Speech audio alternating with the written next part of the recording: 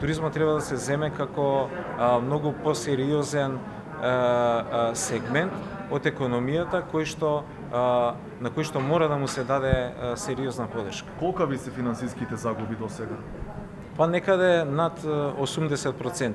Значи имате и компании каде што имаат и 100% загуби, меѓутоа статистички некаде се движи околу 80 до 85%. Како издржувате? Навистина со многу предизвици, многу тешко. Се надеваме дека отвореното прашање со платите за последниве 3 месеци навистина може да се коригира и се надеваме на политичка волја, значи од целата влада да ни се помогне. А до крај на годината ќе гледаме да преживееме. Значи предизвикот е многу голем да се опстане во оваа криза. Сите значи микроменаџираат на начин кој што можат, меѓутоа сите сме веќе при крај со сите ресурси.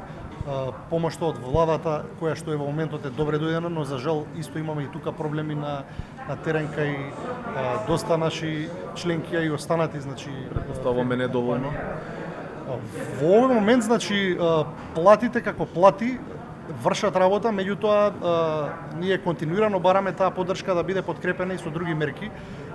За жал, со ребалансот за оваа година тоа веќе е оневозможено. Ние сакаме да го зголемиме туризмот во нашата држава, да привлечеме што поголем број на странски туристи. Секако дека секторот туризам и угостителство би требало да работи и во недела.